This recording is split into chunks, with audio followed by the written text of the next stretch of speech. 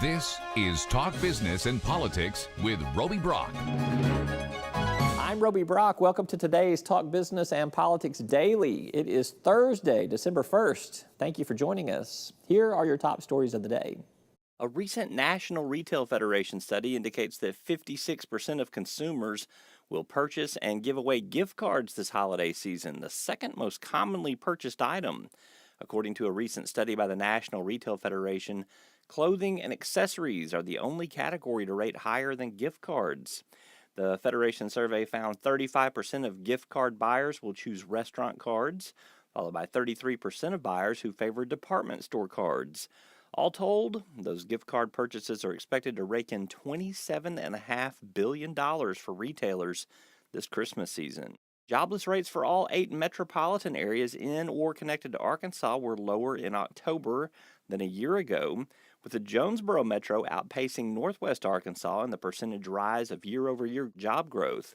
Jobless rates range from a low of 2.5% in Northwest Arkansas to a high of 5.4% in the West Memphis Metro. Read results from every corner of the state at talkbusiness.net. More than half of the employers surveyed in November across the St. Louis Fed's 8th District expect to increase hiring and wages over the next 12 months, but many are having difficulty finding highly skilled workers for professional jobs.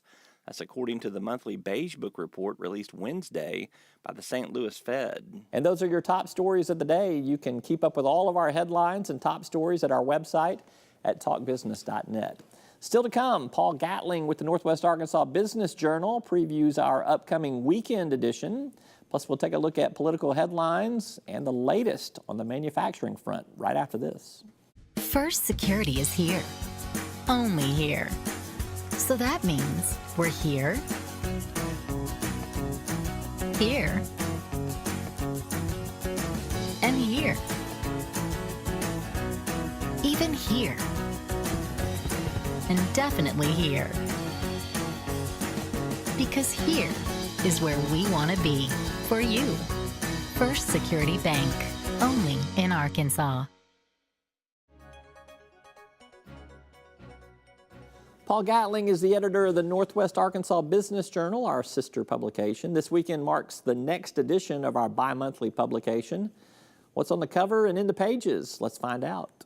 It is the season. The holiday season is here, and that means holiday shopping, and the National Retail Federation has some interesting numbers that say consumer spending is on the rise in December as well as November, and Jennifer Joyner looks at some of that data and also how it relates to the spending habits in several Arkansas cities that are on a list that they compile of what cities and where people are spending the most, and so she has some insights there. I had an interview with the new CEO of Harps Food Stores in Springdale, Kim Eskew. Interesting story. Started there in the late 70s as a student at the University of Arkansas as a part-time cashier and stock boy, and was named president in 2008, and then just a couple of weeks ago was named the new CEO. So that's almost 40 years with Harps Foods, and he is now in charge of the largest employee-owned company in the state. So that was a nice visit with him, as well as the outgoing CEO, Roger Collins, who's going to stay on as chairman. That's Paul Gatling with the Northwest Arkansas Business Journal. You can check out more from our sister publication online at nwabusinessjournal.com. A quick break, and we'll run through 3 numbers that had an impact on politics this past week, and later a roundup of top manufacturing news from around the state. Each day, the promise of our nation begins again. Arkansas and America, moving forward.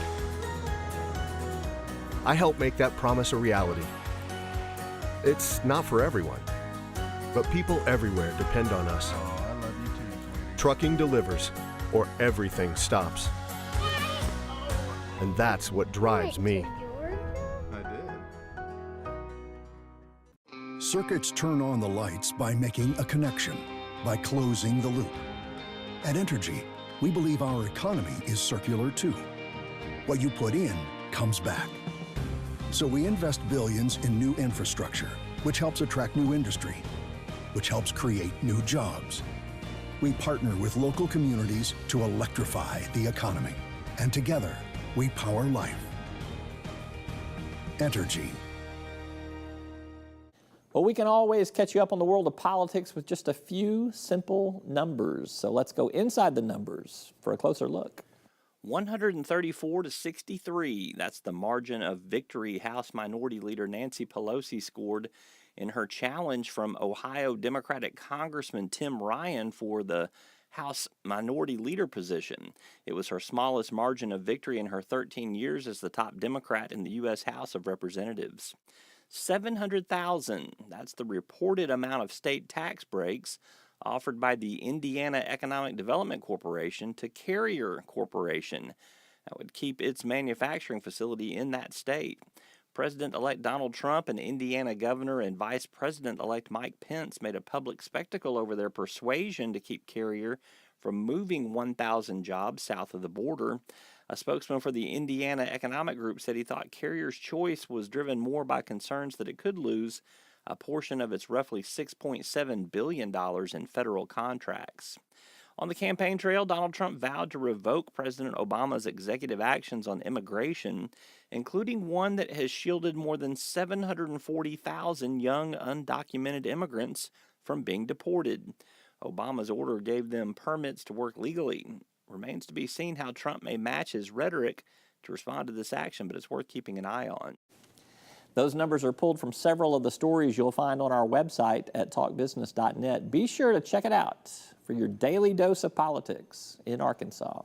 Still to come, what's happening in the world of manufacturing? You'll find out after this. Arkansas Electric Cooperative Corporation provides electric energy across 2/3 of Arkansas. This is an exciting time in our energy history, with incredible progress being made in renewable energy and storage technologies. As our energy portfolio continues to diversify, we'll maintain an all-the-above strategy to provide reliable and affordable electricity. Ever since the first light bulbs were placed in our members' homes, the electric cooperatives have been the solutions provider for our members, and we want to continue that well into the future. So much of what Arkansas state employees do goes unnoticed, yet they have a positive impact on our citizens each and every day. The Arkansas State Employees Association recognizes individuals for excellence in the workplace and leadership in their communities. Congratulations to Deanna O'Malley of Texarkana, the Outstanding State Employee of 2016. We'd like to say thank you to all state employees for all of your hard work and dedication. Well, manufacturing makes the world turn, and there's no shortage of manufacturing news on our manufacturing microsite at talkbusiness.net. It's brought to you by Arkansas Manufacturing Solutions, which has a plethora of services to help manufacturers grow their businesses. Here are some of the latest manufacturing stories we've been covering. Arkansas Governor Asa Hutchinson is not the only U.S. governor making trips to China and other countries to drum up business investment. On a trip last week to the Far East country, Michigan Governor Rick Snyder signed a memorandum of understanding between Michigan-based Gage Products and Lauren Industries and several Chinese companies to foster economic partnerships within the auto manufacturing industry. According to the MOUs, China will be able to use products that are manufactured by the two Michigan firms. In return, the U.S. companies will gain access to export opportunities overseas. Tyson Foods is preparing for a management shift, and it's only the second time in the company's long history where the incoming CEO is not a veteran employee of the Springdale-based meat giant. Donnie Smith, age 57, announced his retirement effective December 31st, though he will remain an advisor to the company and its board for 3 more years. Current president Tom Hayes will take the reins as CEO January 1st, earning a base salary of $1.15 million. You can read more about Hayes' career path at talkbusiness.net.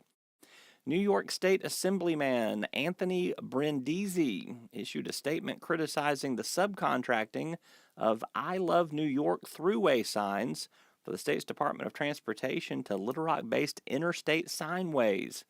Brindisi said he had written to the state transportation commissioner, quote, asking for more stringent guidelines to ensure New York companies are given priority in the awarding of contracts in the future. I say more power to the natural state.